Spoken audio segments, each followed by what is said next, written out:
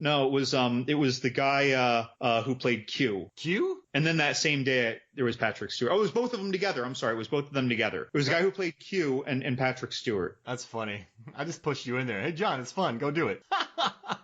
It's just, and I saw a picture of me too. My shoulders never looked more narrow. You know, like I'm kind of like clenched in between them. Like I don't want to get in their space. Yeah. You picked up Stewart in the air. That was a little weird. I'm sure he wouldn't like that.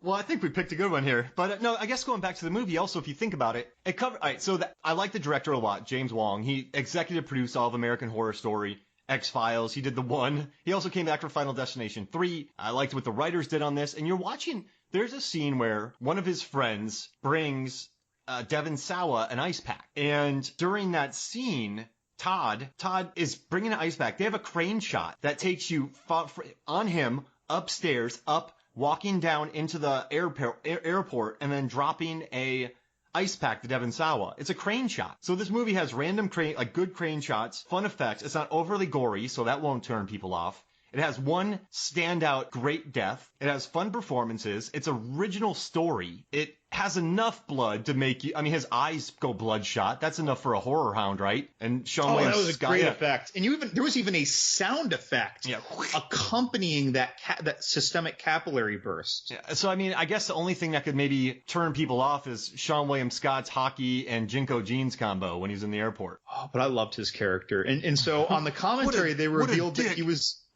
They revealed he was supposed to be a fat kid, and then they didn't want to they felt like they were falling into like some 80s, 90s trope where there's, often like one kind of fat, usually, and not just fat. It's like they're usually fat and they're a slob or something. Yeah. Right.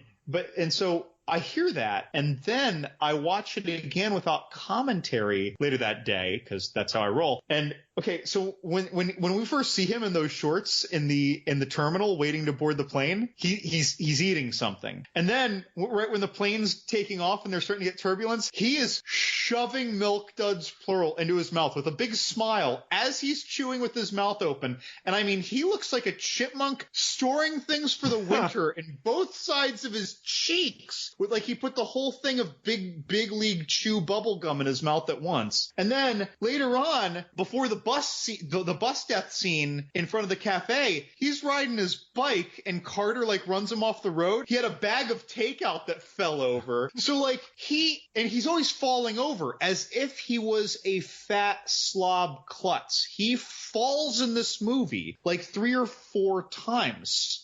Yeah. And a couple times off his bike, as it turns out, because of Carter's car. But like, so I thought it was funny that they're like, no, don't do the fat slob. Let's do Sean William Scott. American Pie was hilarious. And then, but they didn't change the script back.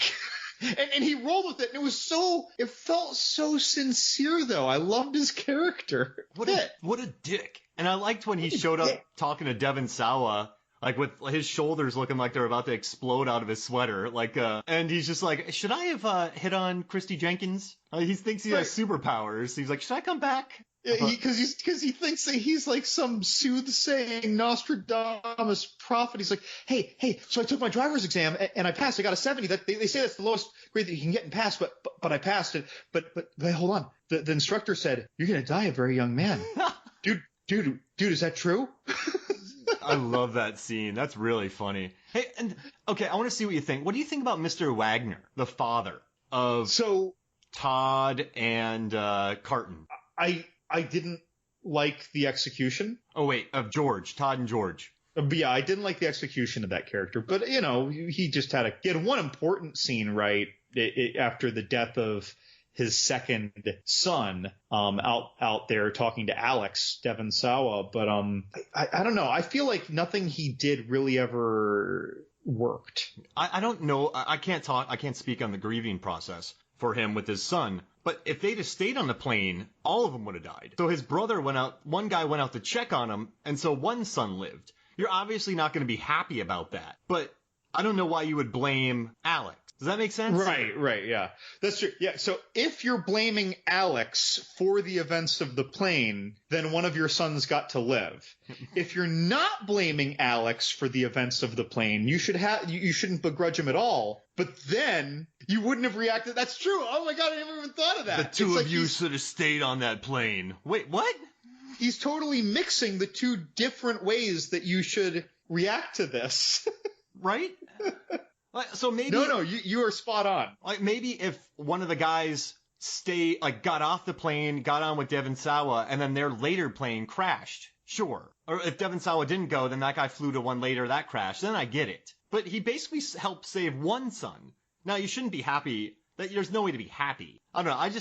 I was like, why is this guy angry? He was just mean, and he was mean mugging Alex at the memorial service too. The dad was he was just stinking. Yeah, we're just going to go with grieving and sad, and it's what I say whenever I call customer service for almost any company. It's like if I'm calling customer service, it's not because I'm happy about something. And so sometimes I'll start talking about, I'll be saying I'm talking about my cable company. I'm talking to the support customer service person in Ohio, right? Like, dude, you guys. And you guys, and then later I'll say dude, I'm sorry, guy on the end of the phone. I know that you aren't doing this. I know that you're just the person who's fielding this call. I'm not mad at you. I'm mad at the company. But I think it's one of those things. He's mad, and Alex is the perfect target to aim this anger. I really do like the way that everyone was kind of handling their survivor's remorse. So you have Sean William Scott, who just thinks that a guy's a superhero. He doesn't really, Billy does not care. Hitchcock, which a very overly obvious last name, but I kind of love it. Hitchcock he didn't seem affected by it, did he? Yeah, I mean, a little higher strung, but right, yeah, grieving didn't really seem to be there. He just wanted to get on with his life. And then, Kerr Smith, the bully, and then his girlfriend Terry, Amanda Detmer. Remember her back in the 2000s? She was in a lot of movies. He kind of started... She was in 2 Jason Biggs movies right before this. She was in Boys and Girls and Saving Silverman. Yep. Oh, man, I haven't watched it. Remember when... in Saving Silverman, Jack Black's just eating food out of the refrigerator. He's like, I'm looking. I used to watch that movie in college a lot. Never mind. All right, so, jeez Louise.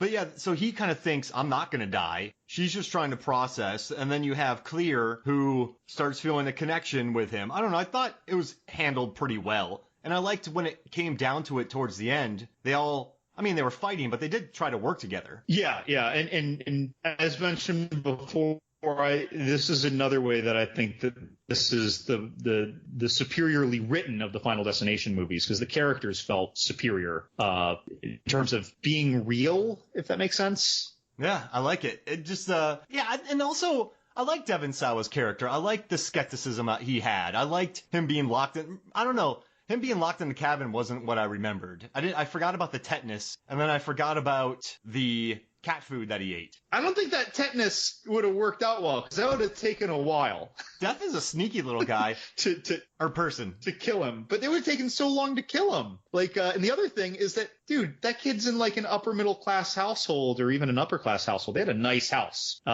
so I can't imagine that he never got a tetanus shot. And why is that place safer than his home? If you just turn off the power, right? I think part of it though was that no one's there. Oh, no the one cops lives are looking there, for him and stuff. So yeah, it's remote. So one, hard to find him by people like Detective Shrek and can't think of the other name. And Shrek's all you need to know. He has total control. Right, but he has total control there. So it's not like his parents are going to freak out about what he's behavior. And I do like the names of these cops. You have Agent Wayne, who's named after Robin Wayne, the director of the Cabinet of Dr. Caligari. And then you have Shrek, who's Max Shrek from Nosferatu. But then Shrek just becomes funny because Shrek came out. That was kind of a funny character too, though. Remember after the interrogation where he says, "Man, that kid really creeps me out," and then his partner looks at him and is like, "You know what? Sometimes you creep me out." No, the guy's like, what didn't he say? Yeah, I kind of believe him. I thought that was he shook him to his core. I like that. There were a couple when he was talking, I believed him. What I liked about them too is they weren't overly jerky. I think they had every right to be suspicious of Devon Sawa lurking around. Actually, how close is their station to the teacher's house? Because when he goes to her home, she calls the cops, Valerie Luton, the teacher, and they are there a minute later. They pick him up, they take him back to the station. They question him. They let him go. Then he runs back to her house. Right. Yeah. It's got to be like a mile, right? It can't, or not even. Not even. It's like around the corner. Because they get there so quick, and then he's back so fast. And then, how do you feel about the whole caramelization of blood? I mean, is that a thing? I mean, it'll coagulate over time. Yeah, like, you're talking about the line about the footprint, how his footprint was in the caramelized blood. Yeah. But it was also very hot in there. Mm-hmm. Like there were multiple explosions in there, and that may have been a factor as well. I feel like things would have been scattered everywhere, though. It might have been hot. Oh, whatever. They found it. So yada yada. Sure, there are a lot of that. Actually, even though that was a really fun death scene, the build up of that death scene was just a blast for me. There are a couple things about all that scene that for me were some of the weaker points of the movie. Like when the detectives pull up, like, what the hell is he doing to her car tire? Like, it looks like he is straight up trying to install an explosive on her car tire. Like, what does he think he's gonna find? And even before that, when she calls the cops, she sees him like out in the front. He's just out in the open, just staring. Yeah. Like, who? If you were really worried, you would probably be at a greater distance, right? Obscured from view, or you just come up and knock and express your concern. And then, now don't get me wrong, I'm sure that people in a panic might very well do something like this, but when he yanks the knife out of her, like any one of those things, maybe I can get over, but the combination of the three, that felt like one of the clunkier things. I got a good laugh though when she dumped that tea, then put the vodka in it and it cracked. Yeah. I like that. Again, everything about the death scene I loved. Yeah. That was super elaborate. Like, we haven't even talked about these death scenes, but you mentioned earlier in reference to Todd's death, by the way, about, like he sits down to poop, the water.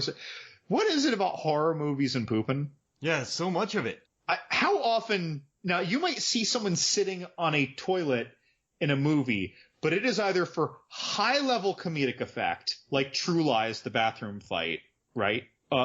Or it is women chatting while peeing, right? Other than that, it is like limited to horror. Like Friday the 13th Part 3, dude dies in the outhouse. Dead Snow, dude gets killed in the outhouse. Scream 2. Right, yeah. Monsters literally coming up out of the toilet and messing with people. Dreamcatcher. Oh, Species. Species. So it's like people. It's funny. It's not really tasteful if you're watching some Oscar, nominee sitting on a toilet, right? We gracefully avoid most of these bathroom scenes, but horror loves capitalizing on that vulnerability. But and that's fine, right? He's in the bathroom, he does that. But in the beginning of the movie, there was the comic relief poop. Yep. And the pre-plane poop. I mean, to be fair, what that guy said, though, makes sense. Todd dropped some truth about that. You're about to be on a 7-hour flight, dude. You better, Oh, anytime I get on a flight more than 2 or 3 hours, I just go to the bathroom. It doesn't, because I don't fit in those bathrooms anyway. So even if it's just a pee, I'm going to get something out of me. Yeah, so in this movie, you have this gratuitous bathroom scene, but you're like, I get it. This makes sense. I kind of like it. But Todd's death, right? Why was he not able to hold on to the side of the bathtub? They showed it once and he slipped off, but there was nothing slippery on it. Well, he just couldn't get any footing, though, because of the shampoo that he squeezed out by accident. But he could have put his arms on there and then done like a, tricep lift. You know what I mean? Maybe though, like it's the desperation, whether or not it's an accurate desperation, that if you take your hand away, you will allow the cord to constrict more. Yeah, it's true. And also, I remember one time I thought I was choking and I freaked out, and then I was like, oh no, I'm fine. So I can't judge what this poor guy went through. And but also, man, and that cord though, like that wasn't just like a rope. That was like that must have hurt. In addition to the strangulation, that would hurt. Yeah, that was that bad thing. And when I still remember when I first saw this, when I saw him slip and you see like the head that was, adhered to the wall of that like dry line, when you see that thing kind of like spinning around his neck, I was like, whoa! Yeah, that poor guy. And also, what I like about this reminds me of Night of the Living Dead a little bit, where in the beginning when Barbara's brother's chasing her, he's running. Oh no, when the guy who killed her brother is chasing after her in the car,